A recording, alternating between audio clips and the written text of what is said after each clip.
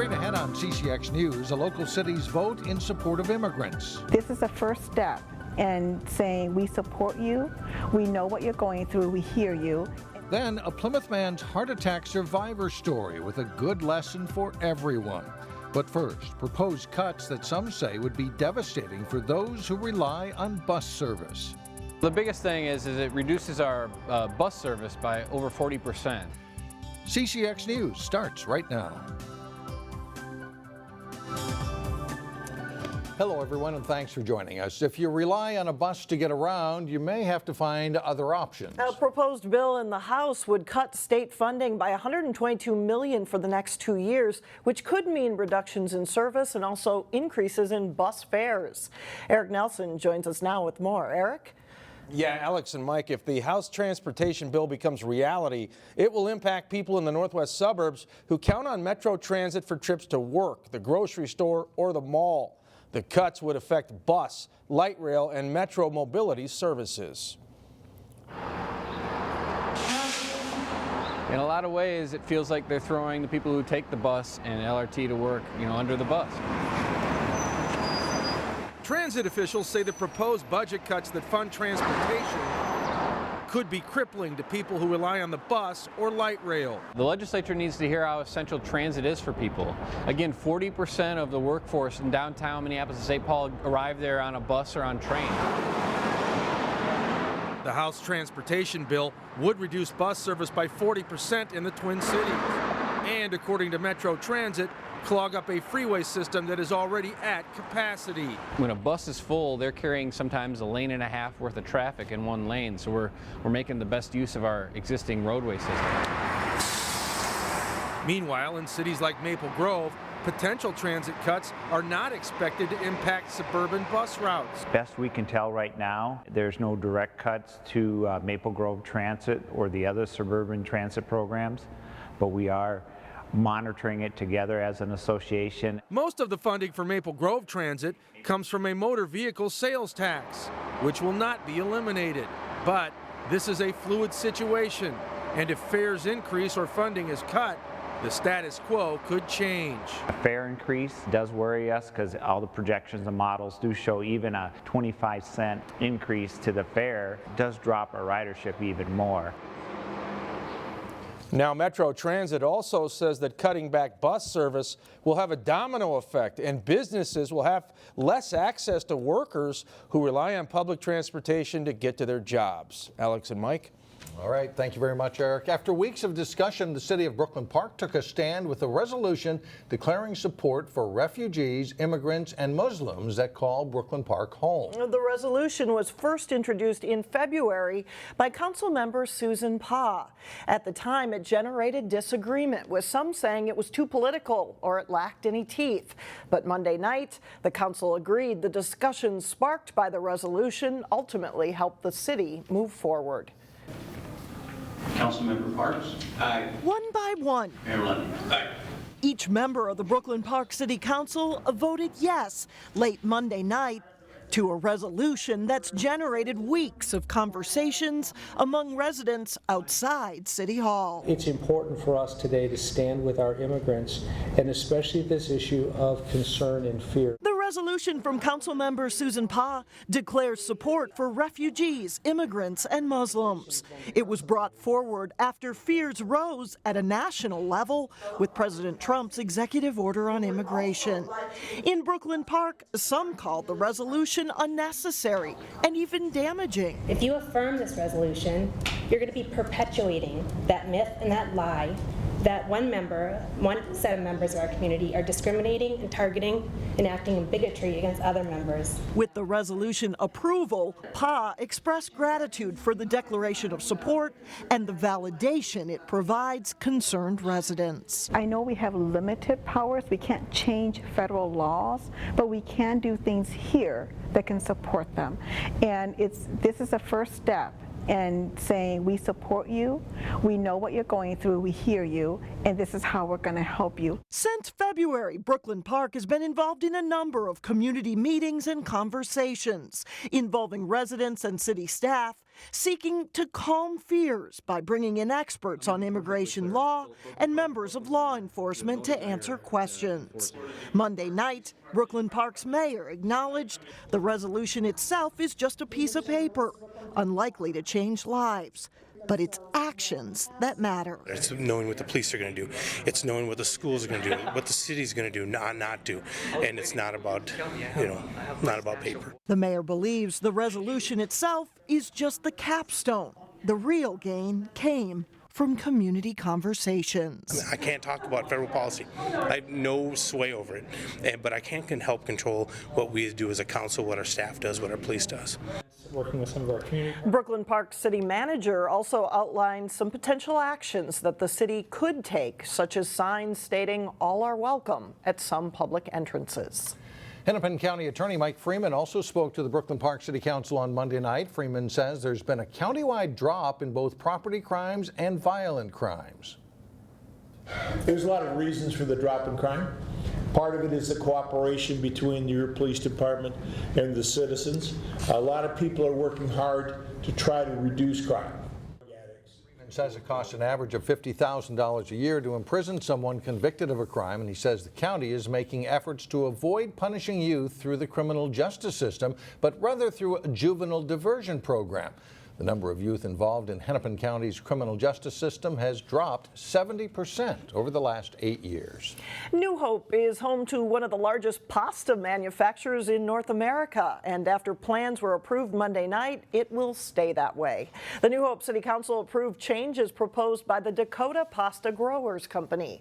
Under the changes, rail tracks will be realigned to allow more rail cars into the site, though the number of deliveries will actually decrease. The proposal will also include construction of a 72-foot tall silo storage building, which is much taller than zoning code allows. However, there's been no pushback from neighbors. That's because the land closest to the proposal is a cemetery. With spring comes major construction projects, and one is gearing up for another season in Golden Valley. Crews resumed work this week on the Douglas Drive project, and this year the work will focus on segments between Duluth Street and Highway 55. If you live or drive near there, expect the construction to be extensive. Crews are removing pavement, replacing pipes for water, storm sewer, and sanitary sewer to meet health safety standards. Overhead wires will also be buried and old gas lines will be removed. The goal is to have the project finished by the end of the year. And you can get questions answered at an open house tonight. That's Tuesday night at Golden Valley City Hall. Still ahead on CCX News, a Plymouth man's heart attack scare and what his doctors want others to know. Plus, a very successful girls basketball coach in the area has accepted a job in the college ranks. That's coming up in sports. But first, the clouds increase with a chance for showers late Wednesday. We'll be right back.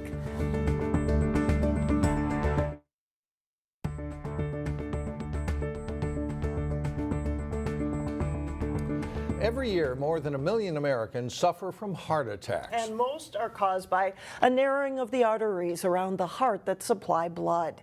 In today's Health Check, Delane Cleveland talks to a local man who survived a heart attack and how he's changed his life to ensure a healthier lifestyle. It was definitely enough of a wake-up call. 52-year-old David Erickson is a hard-working father of 3 grown children, and he considers himself to be in decent shape. Wasn't overweight, could work physically pretty good, although I would get winded quickly. But last August, while he was out doing some landscaping work, he started feeling tired. Got a little bit of nauseous and decided I needed to sit down for a minute and that it would pass.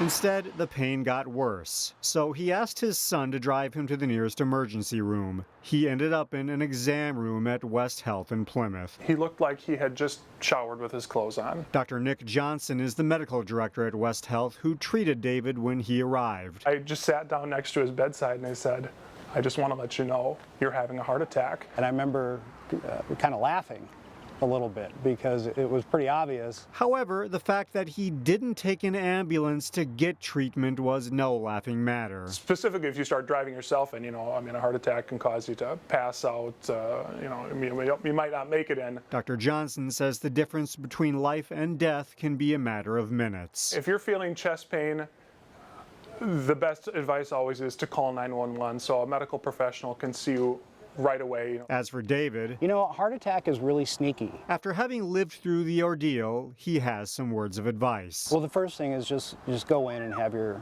heart checked by your doctor. Check your cholesterol level. That's a very simple procedure. Today, David says he's living a healthier lifestyle, but he credits Dr. Johnson and the staff at West Health with saving his life. And on April 16th, he'll get to walk his daughter down the aisle at her wedding. And that's something I wouldn't have been able to do, without the intervention and what the doctors have done. So, a lot of good reasons to stay healthy and eat well and take care of myself. In Plymouth, Delane Cleveland, CCX News.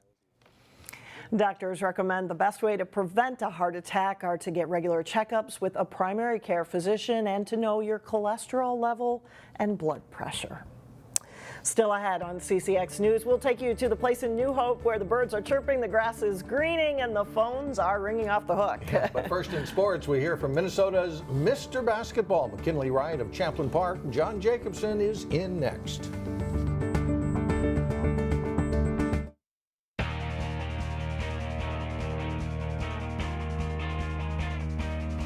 I'm John Jacobson with sports. The Champlin Park boys basketball team had an outstanding season, but one that ended with a loss to Apple Valley in the Class 4A championship game. Rebel star McKinley Wright was named Mr. Basketball over the weekend. CCX Sports' Jay Wilcox caught up with Wright. Thanks, John, and we are joined by one of the all-time greats in the northwest suburbs, McKinley Wright, Mr. Basketball for 2017. McKinley, congratulations. What were your thoughts on hearing that you received that honor? First off, thank you. I mean, it was a huge honor for me.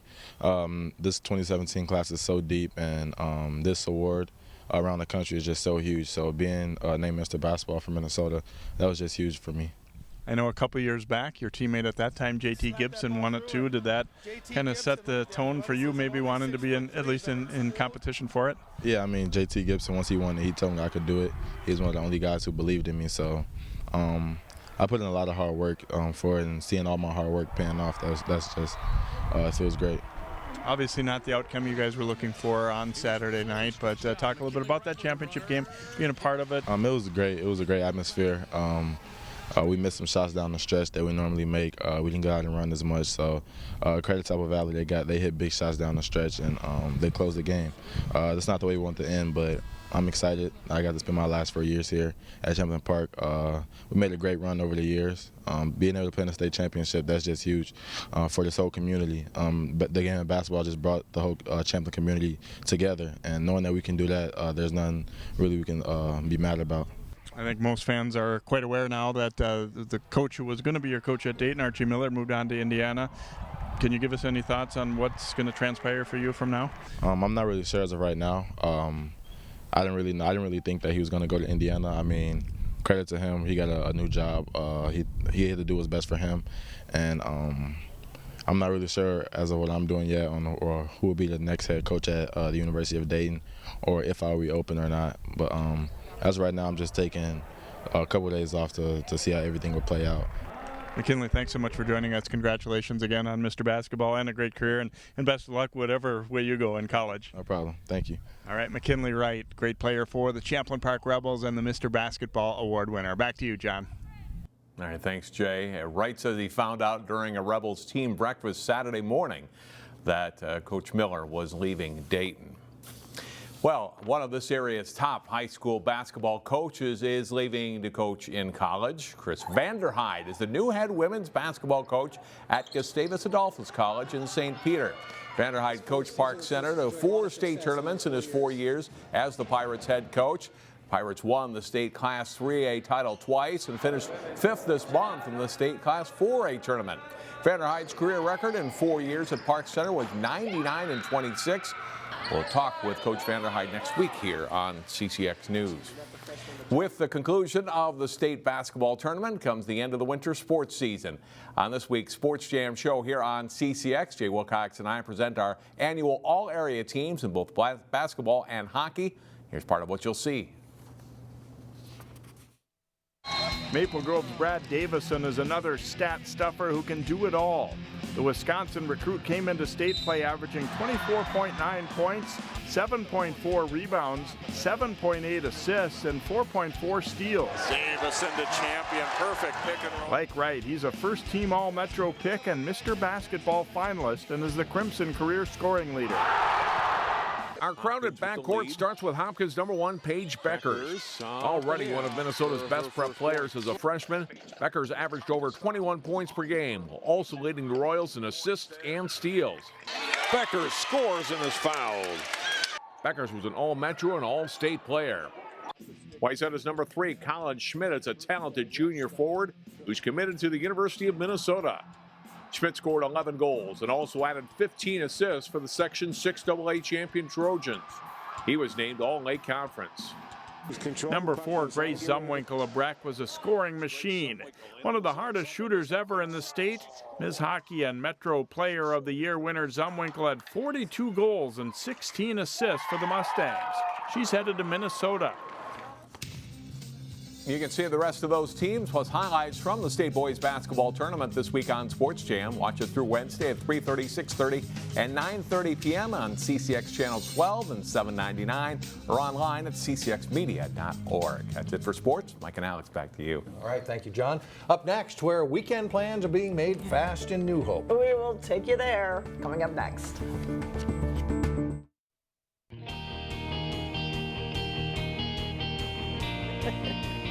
And finally, a sure sign that spring is indeed here. Golf courses are beginning to open for the season, and they have plenty of customers already. The weather is really nice, and so first swing, first time out, can't beat sunshine. The phones have been ringing since the New Hope Village golf course opened on Monday. A lot of people are making tee times for the weekend, and a dozen golfers were already out before noon today. Last year, they opened even earlier, back in March 7th. So this opening is just a little sooner than average, which is early April. I've played before in Minnesota in February. I don't know if I've ever played January, but I played late in the falls, late as we can until there's snow. And but it's nice for end of March to be out, no snow around. That's kind of nice. What it does is it just creates enthusiasm for the game. You know, sometimes I've seen it where, you know, you get them late April openings and the weather really isn't good till June, and people lose interest.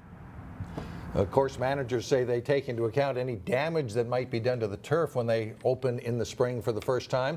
A number of area courses are planning to open this weekend. In Golden Valley, the Brookview course opens on Friday, and there are others in the Twin Cities that open over the weekend as well. So golfers love it. You see golfers out there, I'm guessing you want to be a golfer, They right? were wearing shorts today. Yes. That's it for now. Thanks so much for joining us, everyone. We will see you back here again on Wednesday, starting at 4 o'clock.